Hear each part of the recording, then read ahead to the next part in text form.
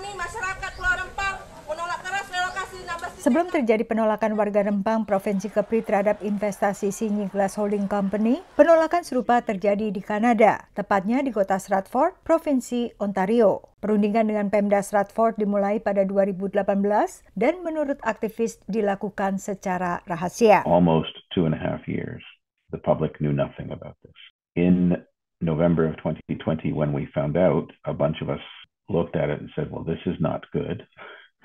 That it had been in secret for so long. And also it wasn't good that we were discovering, for example, that Sinyi intended to take an enormous amount of water. Begitu terungkap rencana Sinyi membangun pabrik di atas lahan pertanian seluas 70 hektar lebih, semakin banyak warga menolak pembangunan pabrik. We weren't specifically opposed to investment. What we were opposed to was the scope and size and scale and secrecy of this investment and environmental harms that it may bring to the city. It's certainly, Stratford is a town of only 32,000 people. Mike dan gerakan Get Concerned Stratford juga sempat mendapat tuduhan tak menyenangkan. The president of Sinyi Canada and their Canadian consultant wrote a very nasty letter to the editor of the local papers to suggest that we were opposed to this because we were racist and xenophobic, and that's not the truth.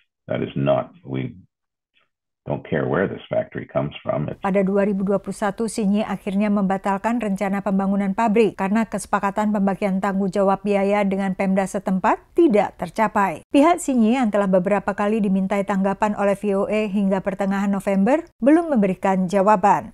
Gerakan warga Stratford, Kanada yang menolak pembangunan pabrik Sinyi Glass Company menyatakan alasan penolakan mereka adalah kekhawatiran soal pencemaran perairan setempat, tidak jelasnya perencanaan, lalu juga kurangnya transparansi pemerintah kota.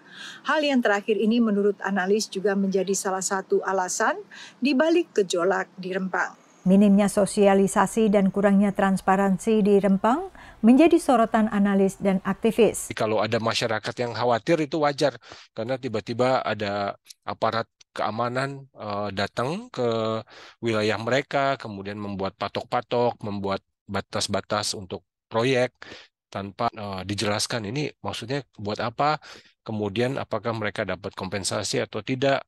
Lebih lanjut, Walhi menilai sebagai pulau kecil, Rempang lebih rentan terhadap pencemaran lingkungan akibat aktivitas pabrik. Secara ukuran dia di bawah 2.000 km gitu secara hitungan. Nah, secara ekologis, kerusakan yang terjadi di wilayah terestrial itu akan berdampak pada wilayah pesisir dan lautnya. Dari catatan di beberapa kawasan tempat beroperasinya, misalnya di Kanada yang mana dia juga ditolak ya. Sebagai perbandingan, nilai investasi pabrik Sinyi yang akhirnya ditolak di Kanada mencapai sekitar $400 juta, sementara di Rempang $11,5 miliar. Dari Alexandria, Virginia, Yuni Salim dan tim VOA.